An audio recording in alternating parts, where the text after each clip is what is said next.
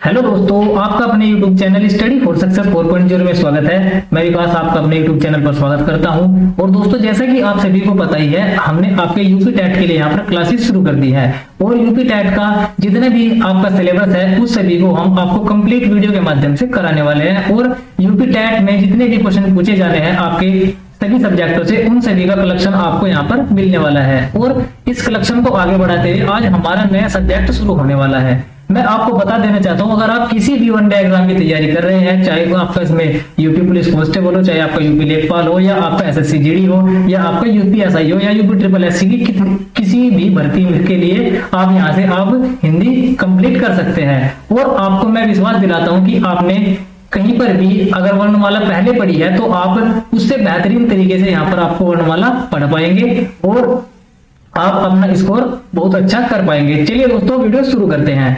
अब आपको यहाँ पर देखने को मिल जाएगा वर्णमाला। वर्णमाला होती क्या है? सबसे पहले तो आपके माइंड में एक बात आ रही होगी, वर्णमाला किसे कहते हैं, वर्णमाला होती क्या है। तो मैं आपको यहाँ से एक बात बताता हूँ कि माला से रिलेट करेंगे। माला क्या होती है? माला होती है आपकी मोतियों से बनती है। किससे बनती है? मोतियों से बनती है। और मोतियों से कब बनती है? जब हम मोतियों को एक व्यवस्थित क्रम में लगाते हैं, एक सटीक तरीके से लगाते हैं, तो हमारी क्या तैयार होती है? माला तैयार होती है। ठीक उसी प्रकार से जब हम वर्णों को एक व्यवस्थित क्रम में लगाते हैं तो हमारी क्या बनती है? वर्णमाला बनती है। तो क्या परिभाषा हो गई वर्णमाला की? वर्णों का व्यवस्थित क्रम। क्या परिभाषा हो गई? वर्णों का व्यवस्थित क्रम। वर्णों का व्यवस्थित क्रम क्या कहलाता है? वर्णमाला कहलाता है। और यहां पर एक शब्द आया है वर्ण। वर्ण क्या होता है? आपके दिमाग में एक बात आ रही होगी, वर्ण क्या होता है? वर्ण होता है अक्षर। क्या होता है? अक्षर होता है। और अक्षर क्या होता है? जिसे तोड़ा ना जा सके। क्या होता है अक्षर? जिसे तोड़ा न जा सके। जिसे तोड़ा ना जा सके वो होता है आपका अक्षर। और यहां पर आपको पता है कि अक्षर क्या होता है? अक्षर होता है जिसे तोड़ा ना जा सके। और अक्षर में ए क्या डिनोट करता है? आप सभी को पता है, ए का मतलब होता है ना, और क्षर का मतलब होता है टूटना। क्या होता है? टूटना। जिसे तोड़ा ना जा सके वो अक्षर होता है। और वर्णों का व्यवस्थित क्रम ही क्या कहलाता है? हमारा वर्णमाला कहलाता है। और अगर बात करें अक्षर की, अक्षर क्या होता है? अक्षर जैसे मैंने यहाँ पर लिख दिया है, ये मैंने यहाँ पर लिख दिया है, ये क्या होता है? ये हमारा अक्षर होता है। इसको हम तोड़ नहीं सकते, इसलिए हम इसको क्या कहते हैं? अक्षर कहते हैं। उम्मीद करता हूं आप सभी को वर्णमाला की जो परिभाषा है वो क्लियर हो गई होगी। वर्णों का व्यवस्थित क्रम क्या कहलाता है? वर्णमाला कहलाता है। और वर्ण क्या है? एक अक्षर है। और अक्षर होता है जिसे तोड़ा नहीं जा सकता, वो होता है हमारा अक्षर। यहाँ से कुछ इंपोर्टेंट सवाल बनते हैं जो आपके एग्जाम में बार बार पूछे जाते हैं। जैसे आप यहाँ पर नोट करेंगे, भाषा की सबसे छोटी इकाई क्या होती है? मैं आपको पूरा एक्सप्लेन करूंगा, टेंशन मत लीजिए। भाषा की सबसे छोटी इकाई क्या होती है? आप मुझे बताएंगे। भाषा की सबसे छोटी इकाई आप मुझे बताएंगे क्या होती है। और आप मुझे बताएंगे भाषा की सबसे छोटी सार्थक इकाई क्या होती है। क्या बताएंगे? भाषा की सबसे छोटी सार्थक इकाई। भाषा की सबसे छोटी सार्थक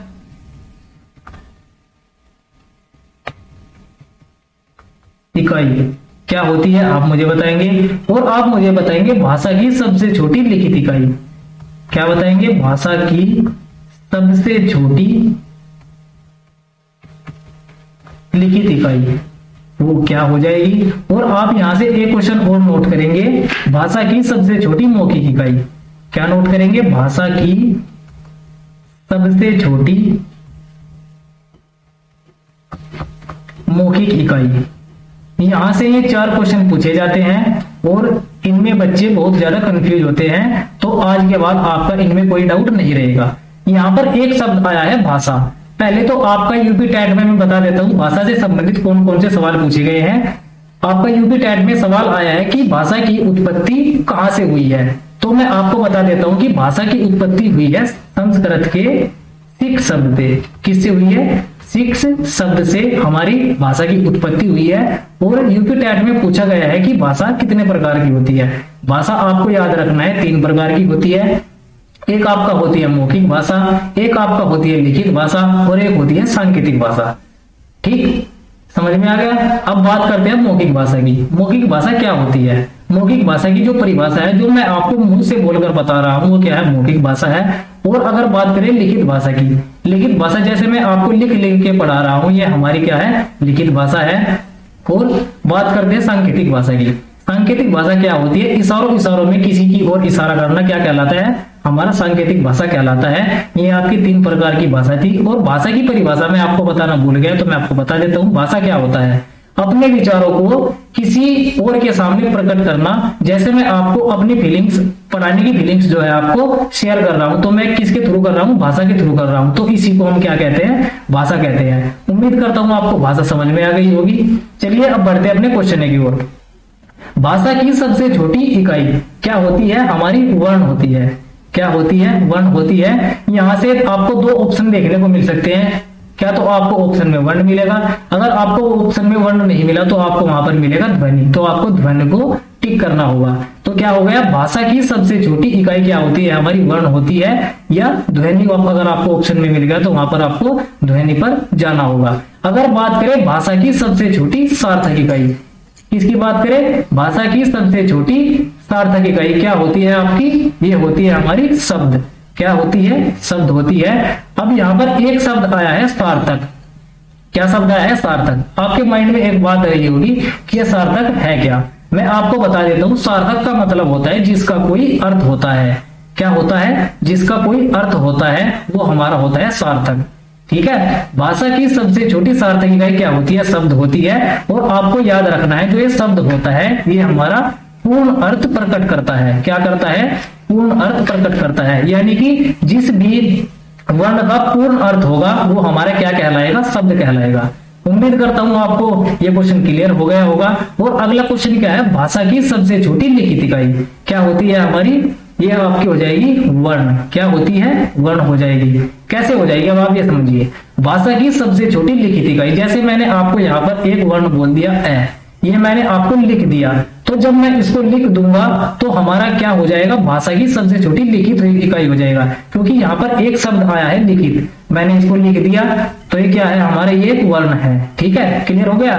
भाषा की सबसे छोटी लिखित इकाई क्या हो जाएगी? हमारी वर्ण हो जाएगी। ठीक, अब बात करते हैं भाषा की सबसे छोटी मौखिक इकाई। अगर मैं इसी वर्ण को आपको बोल के बता रहा हूं, जैसे ये मैंने लिखा है, ये मैंने किससे बोला? अपने मुख से बोला। और यहाँ पर शब्द आया है मौखिक। ठीक है, क्या शब्द आया है? मौखिक आया है। तो भाषा की सबसे छोटी मौखिक इकाई क्या हो जाएगी आपकी? ध्वनि हो जाएगी। क्योंकि मेरे मुंह से क्या निकल रही है? ध्वनि निकल रही है मेरे मुंह से। तो क्या हो जाएगी? भाषा की सबसे छोटी मौखिक इकाई हो जाएगी आपकी ध्वनि। एक बार इसका रिवीजन करेंगे। भाषा की सबसे छोटी इकाई क्या होती है? वर्ण या ध्वनि, आपको ऑप्शन में मिलेगा। ठीक है। भाषा की सबसे छोटी सार्थक इकाई क्या होती है? शब्द होती है। सार्थक का मतलब होता है जिसका कुछ अर्थ होता है, और जो ये शब्द होता है इसका कोई पूर्ण अर्थ होता है। अगर बात करें भाषा की सबसे छोटी लिखित इकाई की, तो लिखित जैसे मैंने लिख दिया, ये क्या हो जाएगी? आपकी वर्ण हो जाएगी। और भाषा की सबसे छोटी मौखिक इकाई क्या होती है? आपकी ध्वनि होती है। क्योंकि यहाँ पर शब्द आ गया मौखिक, जो मुंह के द्वारा बोली जाती है वो होती है हमारी ध्वनि। उम्मीद करता हूं आप सभी को क्लियर हो गया होगा। अगर आपका कोई भी डाउट होता है तो आप वीडियो के एंड में जरूर कमेंट कीजिएगा। चलिए बढ़ते हैं अब अगले क्रम की ओर। आगे आप पढ़ते हैं, आगे हम पढ़ेंगे वर्ण के भेद। क्या पढ़ेंगे? वर्ण के भेद। वर्ण के भेद कितने होते हैं? वर्ण के भेद 2 होते हैं। आप ऐसे ही डायग्राम बनाइए जैसे मैं बना रहा हूं, आपको अच्छी तरीके से क्लियर होगा। अगर आपसे पूछ लिया जाए कि वर्ण के कितने भेद होते हैं? 2 होते हैं। और कौन कौन से होते हैं? एक तो आप सभी को पता है, बचपन से पढ़ते आ रहे हैं, स्वर, और एक होता है व्यंजन। क्या होता है? व्यंजन होता है दूसरा। अगर बात करें स्वरों की, स्वर क्या होते हैं? अब आपके माइंड में आ रहा होगा कि स्वर होता क्या है। अगर मैं आपको स्वर की परिभाषा बताऊं, स्वर की परिभाषा होती है जो भी वर्ण स्वतंत्र रूप से बोले जाएं। किस तरीके से बोले जाएं? जो भी वर्ण स्वतंत्र तरीके से बोले जाएं, स्वतंत्र रूप से बोले जाएं, उनको क्या कहते हैं? उनको हम स्वर कहते हैं। मैं आपको एक्सप्लेन करूंगा, टेंशन मत लीजिए। और हमारे स्वर कौन कौन से होते हैं, अगर आपसे पूछ ले जाए कि निम्न में से कौन सा स्वर नहीं है, तो आप यहां पर ध्यान से देखिए हमारे स्वर कौन कौन से हैं। एक तो आपका हो गया ए, आ, छोटी ई, बड़ी ई, छोटा ऊ, बड़ा ऊ, री, ए, ऐ, ओ, और आपका हो गया औ। क्या हो गया? औ हो गया।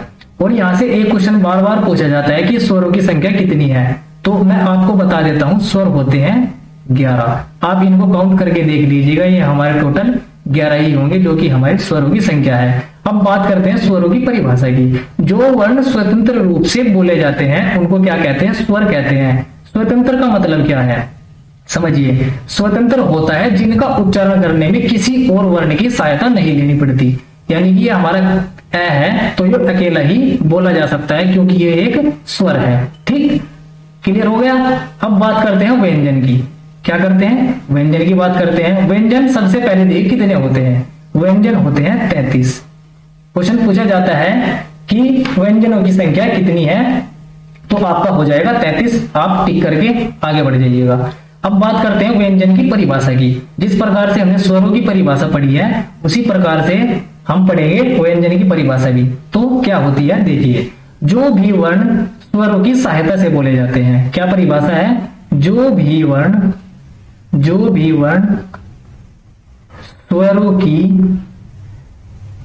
स्वरों की सहायता से बोले जाते हैं, सहायता से बोले जाते हैं, उन्हें क्या कहते हैं? उन्हें हम व्यंजन कहते हैं। जैसे मैंने यहां पर एक वर्ण लिख दिया का, एक मैंने यहां पर लिख दिया ख। ठीक, समझिए परिभाषा क्या कहती है। जो भी वर्ण स्वरों की सहायता से बोले जाते हैं, यानी कि जिनको बोलने में स्वरों की सहायता लेनी पड़े, उनको हम क्या कहते हैं? व्यंजन कहते हैं। जब मैंने यहां पर ये क लिख दिया तो इसमें स्वर होना चाहिए ना परिभाषा के अकॉर्डिंग। तो यहां पर हम इसको तोड़ के देखते हैं, हमारा क प्लस आ। अब आपके माइंड में बात आ रही हो कि भैया ये हमारा जो आपने का के टांग में लगा दिया ये क्या है, तो आप यहां पर कोने में नोट कीजिए, ये है हमारा हलंत। क्या है? हलंत है। और हलंत का मतलब क्या होता है? आधा। आधे से क्या मतलब होता है? ये हलंत जिस भी वर्ण में लग जाएगा उसका क्या हो जाएगा? आधा रूप हो जाएगा। क्या हो जाएगा? आधा रूप हो जाएगा, यानी कि उसका जो उच्चारण होगा वो आधा होगा। ठीक, जैसे यहाँ पर का में लगा ना, का प्लस आ हो गया। इसी प्रकार से अगर हम इसको खा में लगाएंगे तो कैसे लिखा जाएगा? कैसे लिखा जाएगा? खा प्लस आ। कैसे लिखा जाएगा? खा प्लस आ लिखा जाएगा। और हमारी ये ही व्यंजन की परिभाषा है। व्यंजन की परिभाषा एक बार और पढ़ेंगे। जो भी वर्ण स्वरों की सहायता से बोले जाते हैं उनको हम व्यंजन कहते हैं, क्योंकि इस का में ये जो ए है ये हमारा क्या है? स्वर है। क्या है? ये स्वर है। और इस आ के बिना इस का कोई अस्तित्व नहीं है, क्योंकि ये का है आधा है। तो इसीलिए ये जो आपका का है ये बिना स्वर के नहीं बोला जा सकता। तो हम इसीलिए इसको क्या कहते हैं? इसी को हम इसलिए व्यंजन कहते हैं। उम्मीद करता हूं आप सभी को व्यंजन की परिभाषा भी क्लियर हो गई होगी। चलिए अब बढ़ते हैं आगे। आगे जो हमारे दो वर्ण बच चुके हैं, यहां से भी बहुत क्वेश्चन पूछे जाते हैं। एक तो हो गया ये अंग और एक हो गया आ। सबसे पहले तो आप यही समझिए कि ये होते क्या है। क्वेश्चन पूछा जाता है कि इसको क्या कहा जाता है, आपको क्वेश्चन में दिख जाएगा। इसको क्या कहा जाता है? इसको कहा जाता है अनुस्वार। क्या कहा जाता है? अनुस्वार कहा जाता है। और इसको क्या कहा जाता है? विसर्ग कहा जाता है। क्या कहा जाता है? विसर्ग कहा जाता है, जो कि संस्कृत में अधिकतर ज्यादा प्रयोग होता है। ठीक, और एक क्वेश्चन पूछा जाता है कि निम्न में से कौन सा अयोग वाह है, तो इन दोनों वर्णों को ही क्या कहा जाता है? अयोग वाह कहा जाता है। क्या कहा जाता है? अयोग वह कहा जाता है। आपको याद रखना है क्वेश्चन किस प्रकार से पूछा जाता है कि निम्न में से कौन सा अनुस्वार है, तो आपको ध्यान रखना है ये जो अ है इसके ऊपर जो बिंदी लगेगी वो हमारा हो जाएगा अनुस्वार। अगर अ के सामने बिंदी दो लगेगी तो वो हो जाएगा विसर्ग। ठीक, क्लियर हो गया। चलिए बढ़ते हैं अब आगे। आगे यहां से दो क्वेश्चन और पूछे जाते हैं, किससे? स्वर से ही। जैसे मैंने आपको बोला कि स्वरों की संख्या कितनी है? 11 है। ठीक, क्या है? स्वरों की संख्या 11 है। ये हमारी जो 11 संख्या है ये हमारी होती है लिखने के आधार पर। क्या होती है? क्वेश्चन पूछा गया है कि लिखने के आधार पर स्वरों की संख्या कितनी है।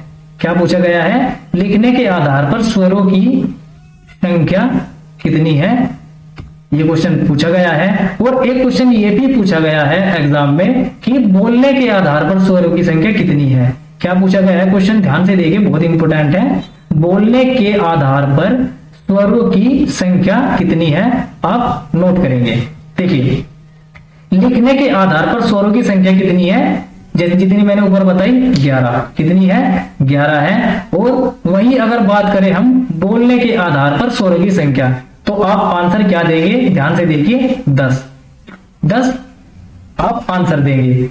अब आपके माइंड में एक बात आ रही होगी, वैसे तो हमारे स्वर होते हैं 11, तो ये 11वां स्वर कौन सा है जो बोलने के आधार पर काउंट नहीं किया जाता? तो आपको याद रखना है, जो हमारा री स्वर है वो हमारे इसमें नहीं काउंट होता, आपको हमेशा याद रखना है।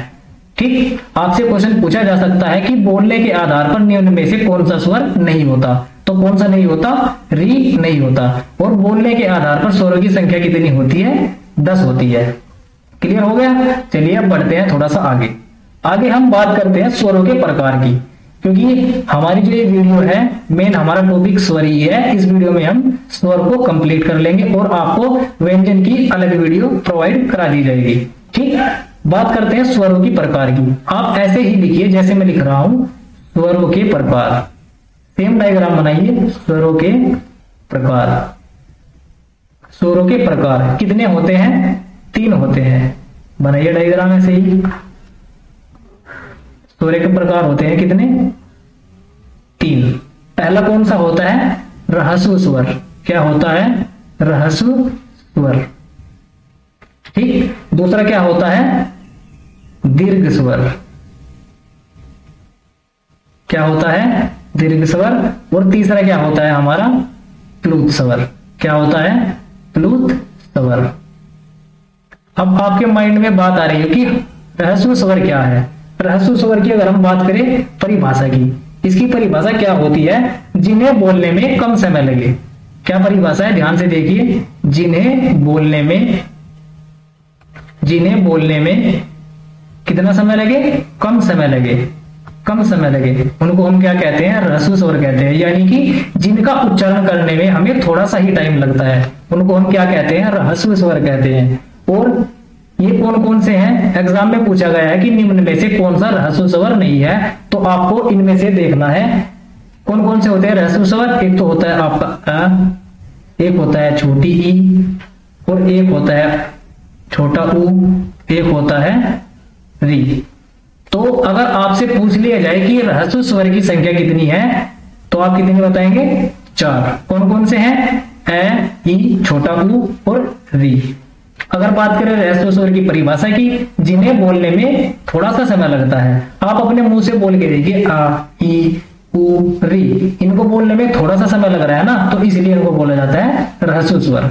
ठीक, अगर बात करें दीर्घ स्वर की, दीर्घ स्वर क्या होता है? आप यहाँ पर नाम में ही देख लीजिए क्या लिखा हुआ है, दीर्घ। दीर्घ का मतलब होता है बड़ा। ठीक, क्या होता है? बड़ा होता है। और इसकी परिभाषा क्या होती है? जिनको बोलने में रहस्व से दुगना समय लगे। जिनको बोलने में रहस्व से कितना समय लगे? दुगना समय लगे, उनको हम क्या कहते हैं? उनको हम कहते हैं आपका दीर्घ स्वर। और दीर्घ स्वर कौन कौन से होते हैं? जैसे यहाँ पर रहस्व स्वर होते हैं ना, ऐसे ही दीर्घ स्वर भी होते हैं। तो कौन कौन से हो जाएंगे? नोट करेंगे। एक तो आपका हो गया बड़ा आ, बड़ी ई, आपका ए, ऐ, ओ और आपका औ। ये क्या होते हैं? ये होते हैं हमारे दीर्घ स्वर। ठीक, अगर आपसे पूछ लिया जाए कि दीर्घ स्वरों की संख्या कितनी है, वो होती है कितनी? 7। और इन दीर्घ स्वरों को ही कहा जाता है क्या? संयुक्त स्वर। क्या कहा जाता है? संयुक्त स्वर कहा जाता है। ये भी क्वेश्चन आपका एग्जाम में पूछा गया है कि संयुक्त स्वरों की संख्या कितनी है, तो आप क्या बताएंगे? 7। कौन कौन से हैं? आ, ई, ए, ऐ, ओ और औ। आप इनका उच्चारण करके ही देख लीजिए, आपको पता चल जाएगा कि इनका उच्चारण करने में है थोड़ा ज्यादा समय लग रहा है। किन से? रहस्व स्वर से, इसलिए इनको कहा जाता है दीर्घ स्वर। क्लियर हो गया? अगर बात करें अब प्लुत स्वर की, अब आते हैं प्लुत स्वर पर। प्लुत स्वर की परिभाषा क्या होती है? जिनको बोलने में ह्रस्व से 3 गुना समय लगे। क्या परिभाषा है, ध्यान से देखिए। ह्रस्व की तुलना में, जिनको बोलने में ह्रस्व की तुलना में क्या लगे? 3 गुना समय लगे। 3 गुने से क्या मतलब है? अब आपके माइंड में बात आ रही होगी ना कि 3 गुना क्या है। 3 गुना, या ऐसे समझिए जिनको खींचकर बोला जाता है। कैसे? जिनको खींचकर बोला जाता है। अब माइंड में बात आ रही होगी खींचकर क्या होता है, समझिए। जैसे मैंने यहां पर एक शब्द बोल दिया ओम, सब बोलते हैं ना कि ओम, क्या होता है? ओम, ठीक। एक होता है राम, क्या होता है? राम। जैसे मैं खींच रहा हूं ना ओम राम, तो ये क्या है? ये हमारे हैं प्लुत स्वर, ठीक। क्योंकि प्लुत स्वर की परिभाषा ही कहलाती है हमारी जिनको ह्रस्व की तुलना में 3 गुना समय लगे बोलने में, या जिनको खींचकर बोला जाता है उनको कहते हैं हम प्लुत स्वर, ठीक। उम्मीद करता हूं आप सभी को क्लियर हो गया होगा। और अब यहाँ पर एक बात आती है संयुक्त स्वर की। संयुक्त, संयुक्त का मतलब क्या होता है आप समझिए। संयुक्त होता है जब 2 वर्णों से मिलकर किसी वर्ण का निर्माण होना, वो क्या कहलाता है? हमारा संयुक्त स्वर कहलाता है, ठीक। जैसे यहां पर एक शब्द लिखा हुआ है आपका ए, जब ये ए आपका क्या है? संयुक्त स्वर है, तो इसमें 2 स्वर होने चाहिए ना, इसकी संयुक्त के अकॉर्डिंग। जैसे ये आपका हो गया ए हो गया ना। अब हम ए को तोड़ेंगे कैसे? देखिए, जो हमारा ए है ये बनता है ए प्लस ई के योग से। किससे बनता है? ए प्लस ई के योग से बनता है। जब इसमें 2 वर्ण आएंगे तभी तो इसको क्या बोला गया है? संयुक्त स्वर बोला गया है। इसी प्रकार से अगर मैं तोड़ू ऐ को, यहाँ पर लिखा हुआ है ना ऐ, तो ऐ कैसे बनेगा? ऐ बनेगा आपका ए प्लस ए से, ठीक। क्योंकि इसमें भी हमारे 2 वर्णों का संयोजन है, 2 वर्णों का मिलाप है, इसलिए इसी को भी क्या कहा जाता है? संयुक्त स्वर कहा जाता है। और संयुक्त स्वरों की संख्या कितनी होती है? 7 होती है, ठीक। क्लियर हो गया? उम्मीद करता हूं आप सभी को संयुक्त स्वर भी क्लियर हो गया होगा। अब बात करते हैं हम किसकी? स्वरों के वर्गीकरण की। किसकी बात करते हैं? स्वरों के वर्गीकरण की। स्वरों का वर्गीकरण किस प्रकार से किया जाता है, अब आप यहां पर ध्यान से नोट कीजिएगा। बात करते हैं स्वरों का वर्गीकरण, ठीक। पहला आप नोट करेंगे जीभ के आधार पर। कैसे नोट करेंगे? जीभ के आधार पर। जीभ के आधार पर स्वरों का वर्गीकरण। वर्गीकरण, जीभ से क्या मतलब है? यानी कि जीभ से मतलब ये है जैसे जैसे हमारी जीभ से प्रयोग किया जाएगा या जैसे जैसे हमारी जीभ काम करेगी उसी प्रकार से जो हमारे स्वर हैं उनका वर्गीकरण होता रहेगा। अब देखेंगे कैसे। जो हमारा जीभ के आधार पर स्वरों का वर्गीकरण है वो किया जाता है आपका 3 प्रकार से। कैसे किया जाता है? 3 प्रकार से किया जाता है। तीनों प्रकार को नोट कीजिएगा, मैं आपको इनको बिल्कुल कंप्लीट डिटेल में समझाऊंगा। पहला है आपका अग्र स्वर। क्या है?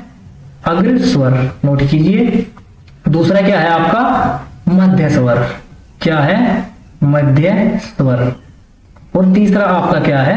पश्च स्वर। क्या है? पश्च स्वर, ठीक। अब बात करते हैं अग्र स्वर की परिभाषा की। आपके माइंड में बात आ रही होगी ना कि अग्र स्वर क्या है, तो देखिए अग्र स्वर क्या है। अग्र का मतलब होता है आगे।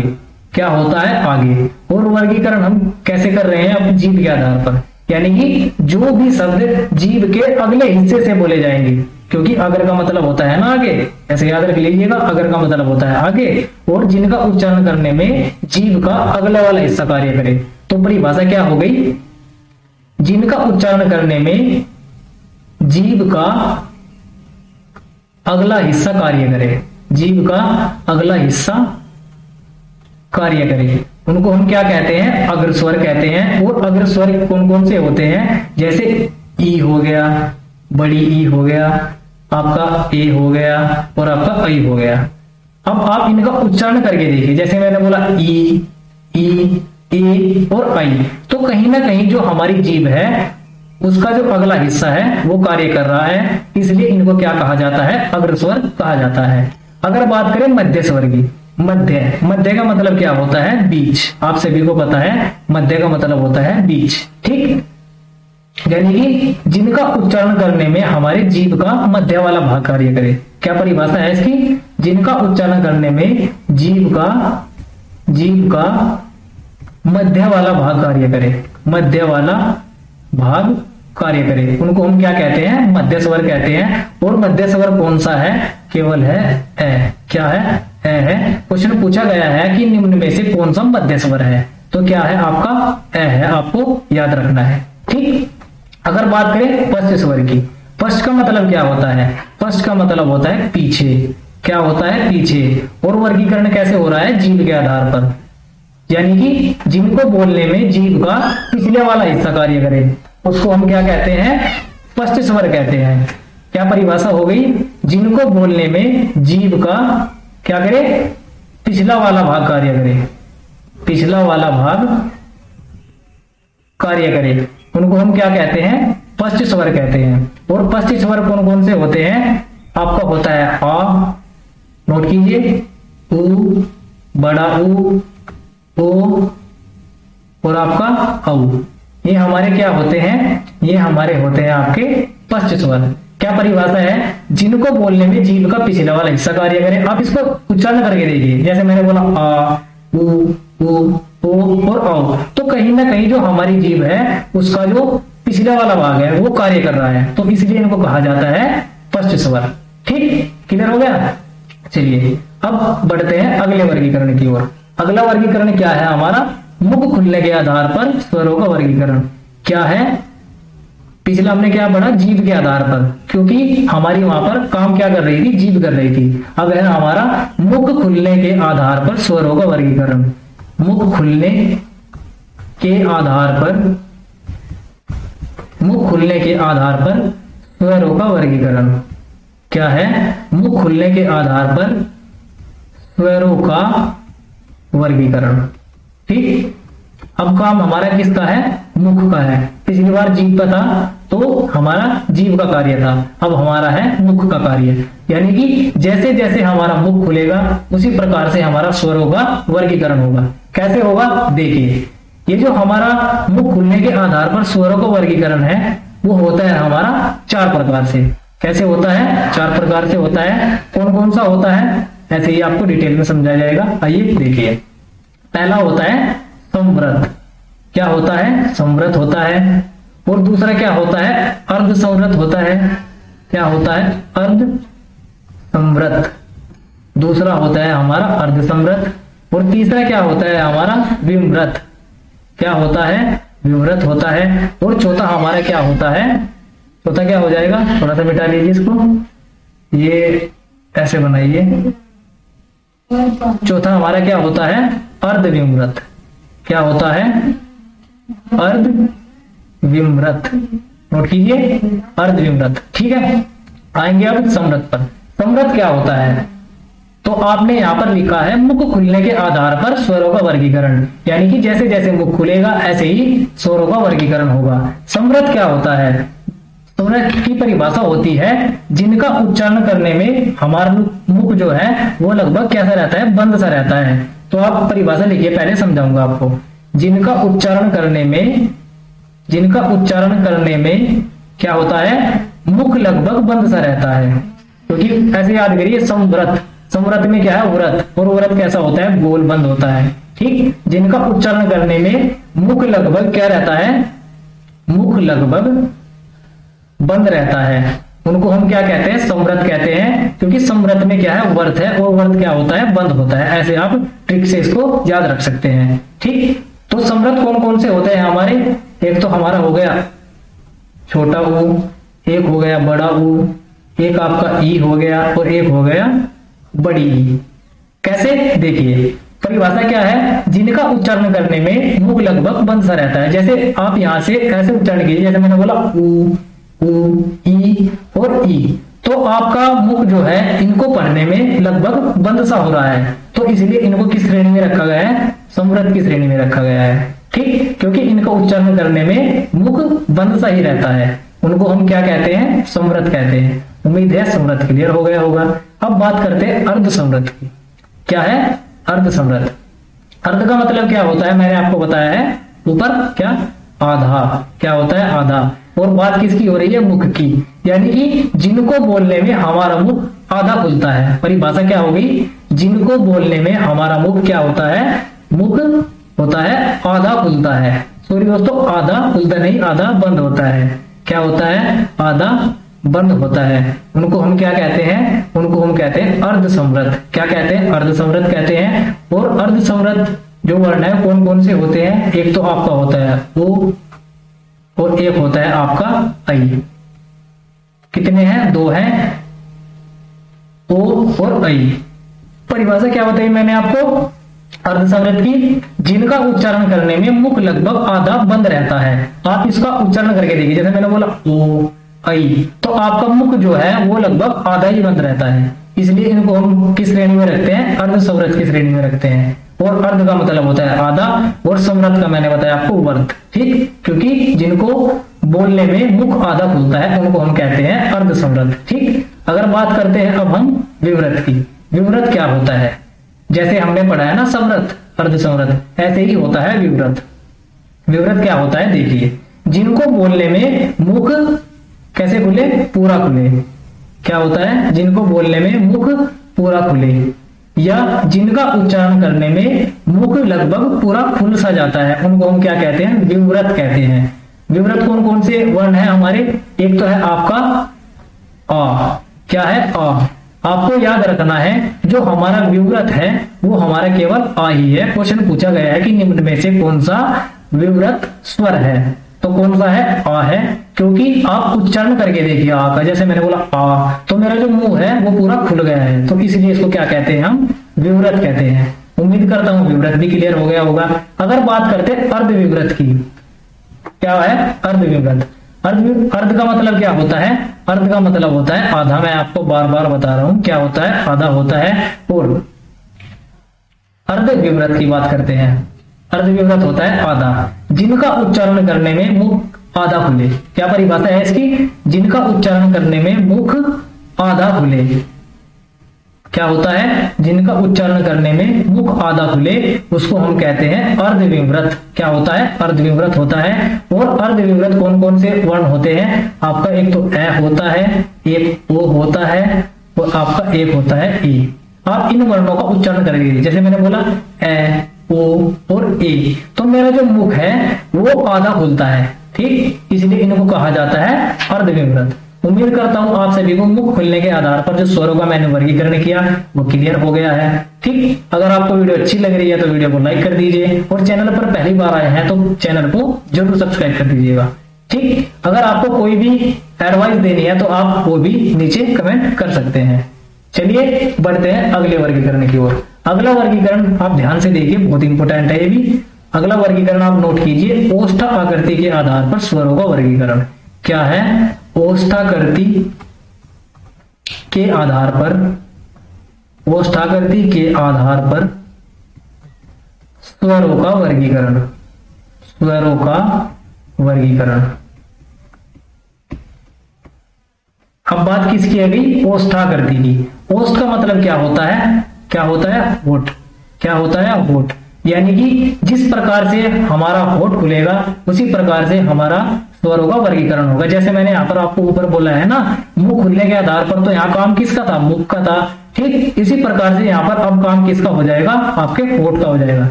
तो ओष्ठाकृति के आधार पर स्वर कितने प्रकार के होते हैं, ये होते हैं आपके दो प्रकार के। नोट कीजिए, कितने प्रकार के होते हैं, दो प्रकार के होते हैं। कौन कौन से होते हैं, पहला तो होता है आपका वर्तमुखी। क्या होता है, वर्तमुखी होता है। और दूसरा हमारा क्या होता है, आवृतमुखी। टेंशन मत लीजिए, सब कुछ समझ में आएगा। क्या होता है, आवृतमुखी।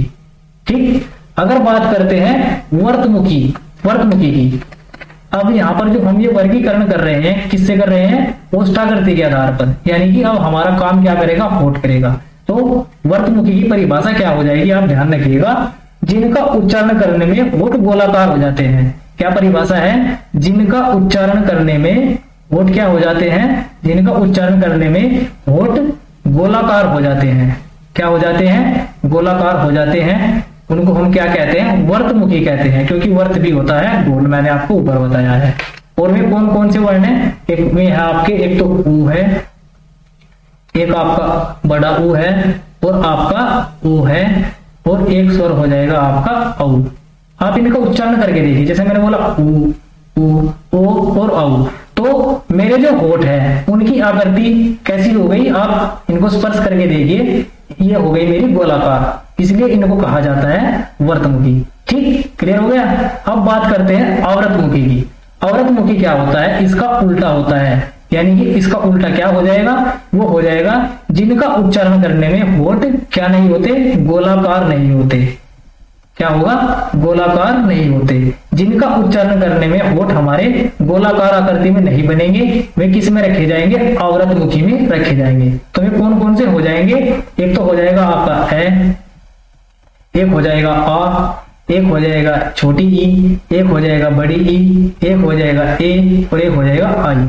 आप इनका उच्चारण करके देखिए, जैसे मैंने बोला ए, फिर बोला आ, फिर बोला ई, फिर बोला ई, फिर बोला ए, फिर आई। तो जो मेरे होठ हैं वे गोलाकार आकृति में नहीं हो रहे हैं, इसलिए मैं इनको आवृतमुखी कहूंगा, ये ही आवृतमुखी कहलाते हैं। बात क्लियर हो गई। चलिए अब एक बार इनका रिवीजन कीजिए। जैसे मैंने बोला आपको वर्तमुखी, ओष्ठाकृति के आधार पर स्वरों का वर्गीकरण क्या होता है, वर्तमुखी होता है और एक आवृतमुखी होता है। वर्तमुखी कौन से होते हैं, जिनका उच्चारण करने में होठ हमारे क्या होते हैं, गोलाकार होते हैं, उनको हम कहते हैं वर्तमुखी। वर्तमुखी में कौन कौन से स्वर आते हैं, ऊ, ओ और औ, उच्चारण करके देख लीजिएगा। और आवृतमुखी क्या होते हैं, जिनका उच्चारण करने में हमारे होठ गोलाकार नहीं होते, वे किस में आते हैं, आवृतमुखी में आते हैं। वे कौन कौन से वर्ण है, स्वर हैं ए, आ, छोटी ई, बड़ी ई, ए और आई। ठीक, क्लियर हो गया। चलिए अब बढ़ते हैं अपने अगले वर्गीकरण की ओर, जो कि हमारा आज की वीडियो का अंतिम वर्गीकरण है। आप हेडिंग लगा लीजिएगा, जाति के आधार पर स्वरों का वर्गीकरण। क्या है अगला, जाति के आधार पर। ये बहुत इंपॉर्टेंट नहीं है क्योंकि ये एग्जाम में पूछा नहीं जाता, पर फिर भी मैं आपको करा रहा हूं, कभी पूछ लिया जाए। जाति के आधार पर, जाति के आधार पर स्वरों का वर्गीकरण, स्वरों का वर्गीकरण नोट कीजिए। क्या है, जाति के आधार पर स्वरों का वर्गीकरण कितने प्रकार से होता है, तो आप नोट कीजिए, ये होता है आपका 2 प्रकार से। कैसे होता है, 2 प्रकार से होता है। कौन कौन सा है, एक तो है सजातीय, क्या होता है, सजातीय, और दूसरा क्या हो जाता है, विजातीय। क्या हो जाता है, विजातीय हो जाता है। और इनकी जो परिभाषा है वो इंपोर्टेंट नहीं है, ये भी मैं आपको नहीं बताऊंगा। ठीक, आप ऐसे ध्यान रखिए, जो सजातीय होते हैं वे कौन कौन से स्वर होते हैं हमारे, एक तो आपका होता है ए, एक होता है आ, एक होता है छोटी ई, बड़ी ई, छोटा ऊ, बड़ा ऊ। ये हमारे कौन से होते हैं, ये हमारे होते हैं सजातीय स्वर। ठीक, अगर बात करें विजातीय स्वर की, जो आगे के बचे हुए हैं वे हमारे आ जाएंगे विजातीय में। तो कौन कौन से बच गए, ए, आई, ओ और औ। ये हमारे कौन से हो जाते हैं, ये हो जाते हैं हमारे विजातीय। तो जाति के आधार पर स्वरों का जो वर्गीकरण है वो 2 टाइप से है, एक सजातीय और एक विजातीय। सजातीय कौन कौन से है, ए, आ, छोटी ई, बड़ी ई, छोटा ऊ और बड़ा ऊ। और विजातीय कौन कौन से हैं, ए, आई, ओ और औ। ठीक, उम्मीद करता हूं आप सभी को जितना भी मैंने पढ़ाया क्लियर हो गया होगा। और दोस्तों अगर आपको फिर भी कोई डाउट रहता है तो आप नीचे कमेंट जरूर कीजिएगा, और आपको अपना फीडबैक जरूर देना है कि आपको वीडियो कैसी लगी। और अगर आप वीडियो पर पहली बार आए हैं तो वीडियो को लाइक कर दीजिएगा, और चैनल पर नए हैं तो चैनल को जरूर सब्सक्राइब कर लीजिएगा दोस्तों। और अगर आपको इसकी पीडीएफ चाहिए तो लिंक डिस्क्रिप्शन में मिल जाएगी, आपको जाकर क्या करना है, टेलीग्राम चैनल को ज्वाइन कर लेना है। मिलते हैं अब व्यंजन की वीडियो में, तब तक के लिए जय हिंद।